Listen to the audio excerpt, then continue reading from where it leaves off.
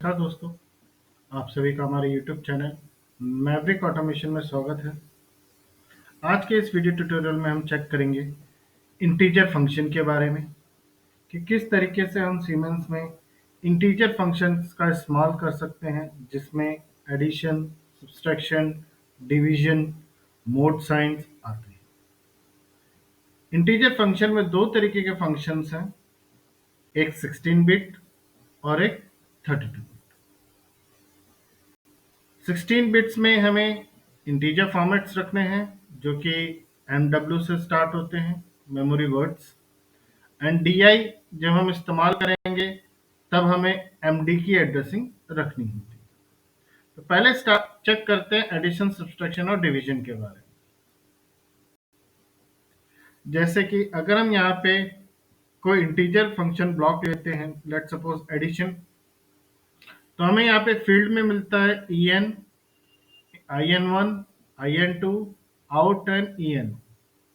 EN basically enable के लिए इस्तेमाल होता है और EN जो है अनेबल आउट। अब यहाँ पे IN1, IN2 और आउटपुट के लिए हम इस तरीके से इस्तेमाल कर सकते हैं मैथमेटिकल फंक्शंस। जो इंटीजर 1 है या सोर्स A है, वहां पे हम आइदर किसी टाइमर, काउंटर, फ्लोट या इंटीजर वैल्यू या कोई सोर्स वैल्यू रख सकते हैं। और INT2 पे भी हम या तो टाइमर, काउंटर का एक्यूमुलेटर वैल्यू या इंटीजर वैल्यू हम रख सकते हैं। और जो आउट है बेसिकली वो एक तरीके का डेस्टिनेशन होता है जहां पे हमारी वैल्यूज जो है वो स्टोर होंगी। ये चार तरीके के हैं: addition, subtraction, multiplication and division. कोई भी अगर हम फंक्शन मैथमेटिकल का इस्तेमाल करते हैं तो value 1 plus value 2 equal to value 3। That means अगर हम एडिशन ब्लॉक इस्तेमाल कर रहे हैं तो जो भी हमने यहाँ पे फंक्शंस लिखे हुए हैं, जो भी हमने यहाँ वैल्यू दी है, उन दोनों का रिजल्ट हमें आउटपुट पे मिलेगा। या अगर हम मल्टीप्लिकेशन ब्लॉक करते हैं या डिवीजन ब्लॉक करते हैं तो उसी के अकॉर्डिंग हमें यहाँ पे रिजल्ट देखने को मिलता है। अगर हम यहाँ पे सीमेंस में इंटीजर फंक्शन का इस्तेमाल करना चाहते हैं तो हम यहाँ पे MW0, MW2 और आउटपुट पे MW4 का इस्तेमाल कर सकते हैं। इसे एक बार वेरीफाई करते हैं। इधर इस ब्लॉक को ऑपरेट करने के लिए हम एक यहाँ पे इनपुट का भी इस्तेमाल कर सकते हैं।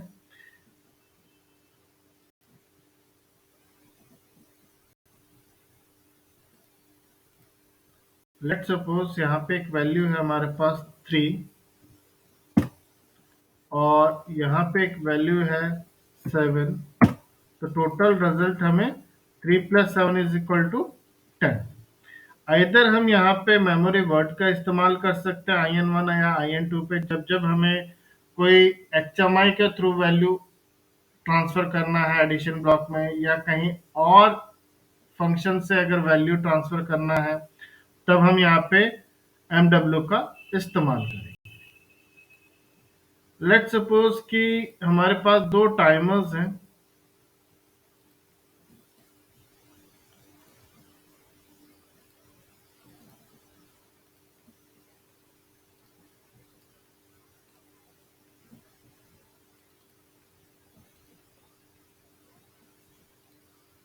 I0.0, T0, S5T hash, let suppose 11 seconds, और T1 पे है हमारे पास S5T hash 5 सेकेंड्स। इन दोनों ही केसेस में दोनों का टाइम बेस अलग है। यहाँ पे जो टाइम बेस चलेगा वो 100 मिली सेकेंड्स का है और इस पे 10 मिली सेकेंड्स का है। अगर मुझे इन दोनों की वैल्यूज को एडिशन कराना है, देन हम एक एडिशन ब्लॉक लेंगे और यहाँ पे हम इन दोनों का एक्यूमुलेटर वैल्यू इस्तेमाल करते हैं MW0 एंड MW2। और उन दोनों का रिजल्ट हम यहाँ ऐड करते हैं MW4 डाउनलोड करते हैं।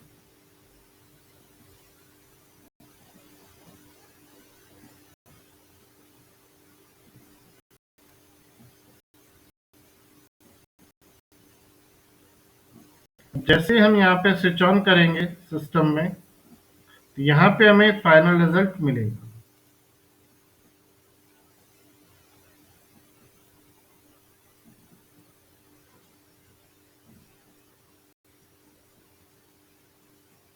तो यहाँ पे जो टाइमर्स हैं वो रिवर्स कंडीशन पे चलते हैं, इसलिए ये वैल्यूज हमें 0 शो कर रहे हैं। अदरवाइज ये वैल्यूज जब जब ये एडिशन चलेगा दोनों के बीच में, तो यहाँ पे वैल्यूज हमें शो होंगी।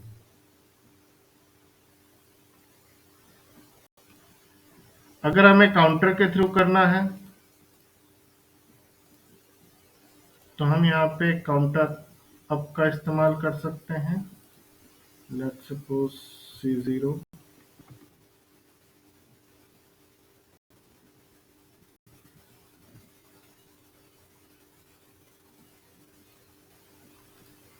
C0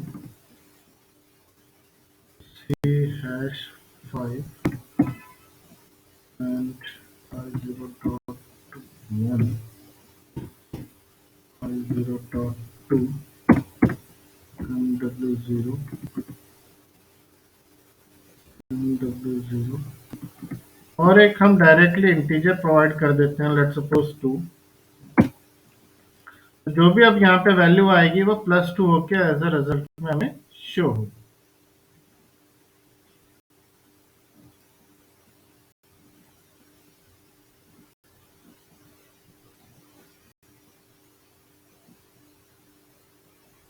जैसे इनिशियली में वैल्यूज है 0, तो 0 + 2 इज 2।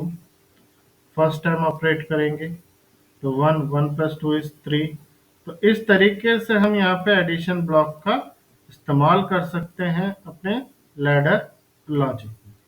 तो जब जब काउंटर की पल्स एक्टिव रहेंगी तब तब +2 एडिशन होके हमें रिजल्ट मिलता रहेगा।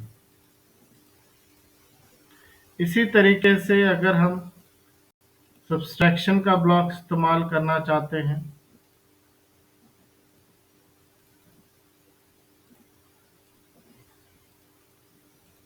मल्टीप्लिकेशन है एंड डिवीजन, तो ये सभी हमारे 16 बिट इंटीजर्स के अंदर आएंगे।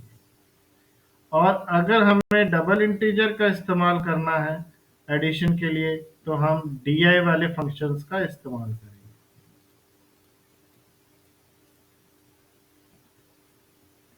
लेट्स सपोज कि अभी हमारे पास एक सिंगल फेज की मोटर है, उसकी हमें पावर निकालनी है।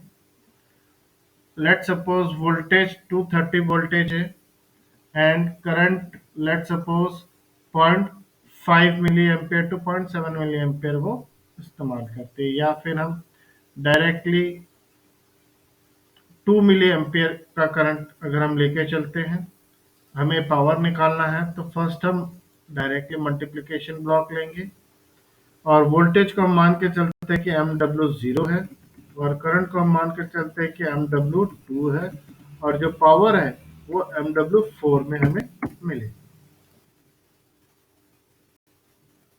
अगर सिंगल फेज है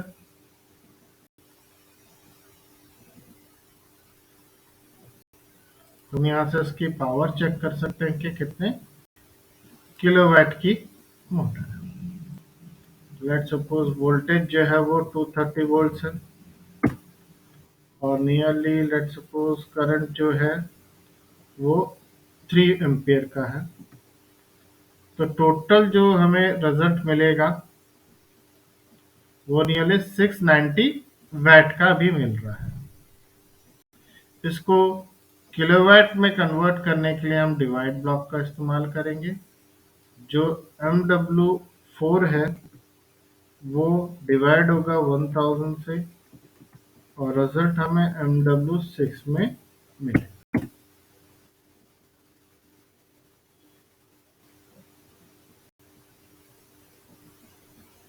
अगर रिजल्ट पॉइंट्स में है यहाँ पे, तो वो इंटीजर लेवल तक ही रहेगा, पॉइंट्स में हमें शो नहीं करेगा। तो नियरली अभी जो आंसर है वो 0 के अराउंड आ रहा है, क्योंकि जो आउटपुट है नियरली वो 0.7 के या 0.5 के अराउंड या 0.6 के अराउंड है। तो अभी हम थोड़ी सी वैल्यू चेंजेस करते हैं। सपोज की वोल्टेज है यहाँ पे,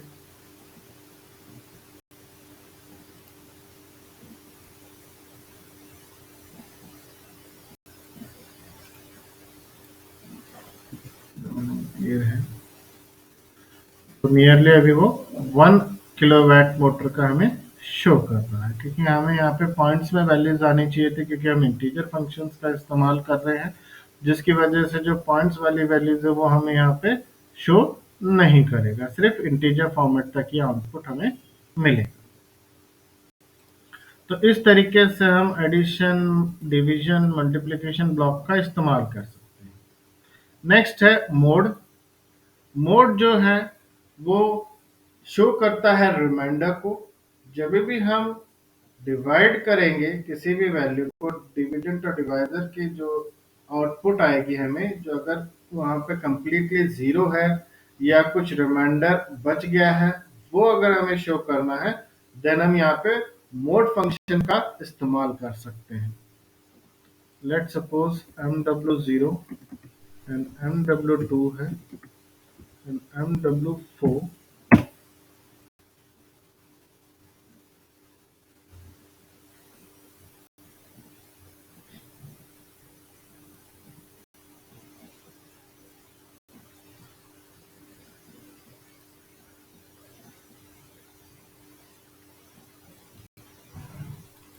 let suppose value 5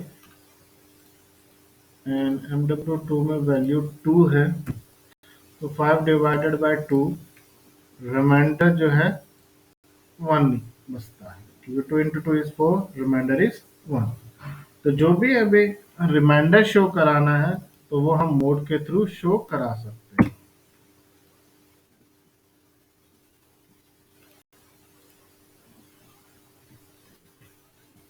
9/3 complete divisible है, तो आउटपुट में हमें 0 मिल रहा है। तो इन तरीके से हम अपना addition, subtraction, multiplication, division integer format में और डबल इंटीजर फॉर्मेट में हम इस्तेमाल कर सकते हैं। और साथ में अगर हमें रिमाइंडर भी शो चाहिए, कहीं पे देखना है कि कितना रिमाइंडर है डिवीजन होने के बाद, तो वो हम मोड के थ्रू चेक कर सकते हैं। आई होप कि आपको अंडरस्टैंड हुआ होगा कि किस तरीके से हम सीमेंस में इंटीजर फंक्शन का इस्तेमाल कर सकते हैं। Thank you.